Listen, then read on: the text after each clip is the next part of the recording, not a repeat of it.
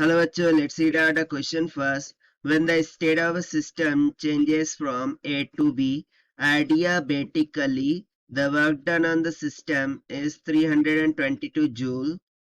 तो यहाँ पर बोल रहा है कि जब सिस्टम की स्टेट चेंज करती है from A to B adiabatically, तो जो वर्क डन होता है वो 322 जूल के बराबर होता है.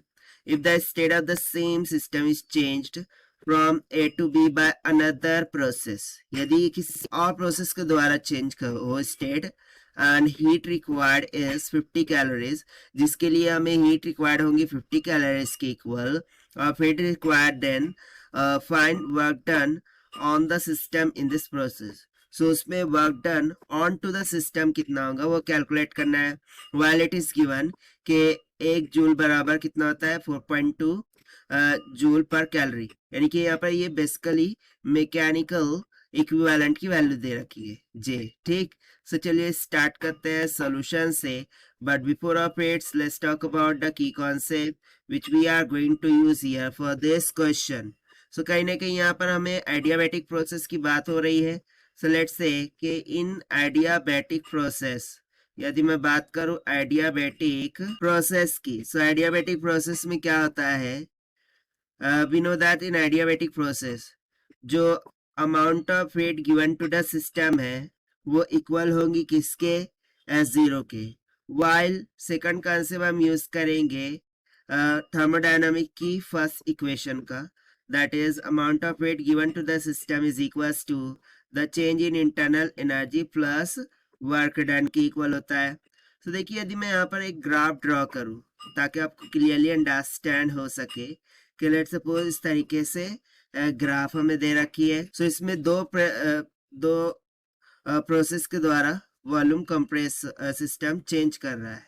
सो यहाँ पर मैं मान लेता हूँ कि ये ए पॉइंट है और ये बी पॉइंट है.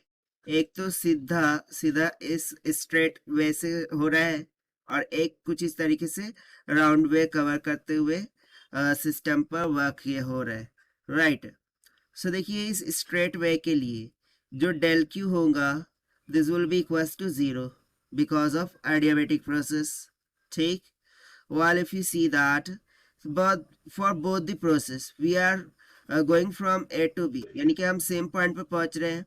तो जो चेंज इन इंटरनल एनर्जी है वो दोनों ही प्रोसेस के लिए क्या होगा इक्वल, यानी कि मैं बोल सकता हूँ डेल यू ए बी होगा. सो इस प्रोसेस के लिए भी डेल यू ए बी ही होगा. ठीक है ना.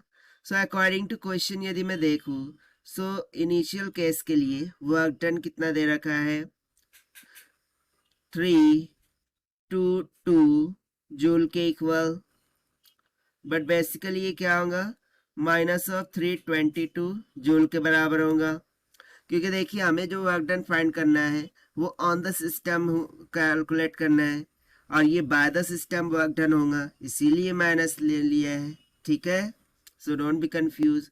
तो यहाँ सबसे पहले हम चेंज इन इंटरनल एनर्जी को फाइंड करेंगे. सो इसके लिए फर्स्ट इक्वेशन ऑफ थर्मोडायनामिक्स लगाएंगे. So del Q equals to क्या होता है change in internal energy plus work done. से यहाँ से ये तो हो गया 0, this is equals to del U minus of 322. से यहाँ से इंटरनल एनर्जी कितनी निकल के आ गई 322 जूल के इक्वल. ठीक है, अब हमें क्या फाइंड करना है कि सेकंड प्रोसेस. ठीक, यहाँ पर हम बोल देंगे कि जो सेकंड प्रोसेस है उसके लिए हमें वर्क डन कैलकुलेट करना था. सो लेट्स से कि ये डेल W1 था. ठीक, ये डेल U1 था, डेल Q1 था. सो इसके अकॉर्डिंग यहाँ पर हम क्या बोल सकते हैं कि अकॉर्डिंग टू क्वेश्चन और according to graph we have already seen that कि इंटरनल एनर्जी में चेंज ये तो बदलने वाला नहीं है दोनों ही प्रोसेस में, यानी कि del U1 will be equals to del U2. while if you see that, so देखिए हमें कितनी अमाउंट ऑफ हीट देना पड़ेगी प्रोसेस की 50 कैलोरीज. सो बेसिकली ये हमें किसकी वैल्यू दे के रखा है डेल Q2 की वैल्यू दे के रखा है, दैट इज 50 कैलोरीज की इक्वल.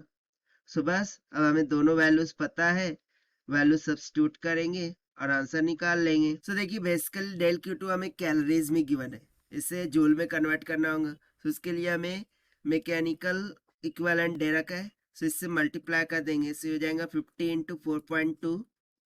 सो ये हमें मिल जाएगा जूल पर कैलोरीज में, यानी कि बेसिकली कैलोरीज कैंसल हो गया, हमें सिंपली कितना मिल जाएगा, जूल में मिल जाएगा ना, राइट। सो चलिए इसको हम कर लेते हैं यहाँ से। So del Q2 will comes out to be 210 joule. अब हम सेम थर्मोडायनामिक की फर्स्ट इक्वेशन का यूज करेंगे and we will say that कि del W2 this will be equals to del Q2 minus del U2 हो जाएगा। So this is equals to 210 minus of 322 joule. So it will comes of minus of 112 joule के equal. So देखिए ये हो जाएगा हमारा work done for the second process. Now if you see that यहाँ पर निगेटिव साइन आई है, so negative sign इस बात को इंडिकेट कर रही है कि ये work done on the system है, ठीक है, ये work done on the system है।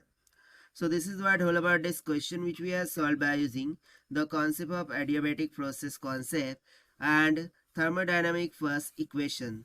So this is the required solution. I hope you understood well. Best of luck. Thank you.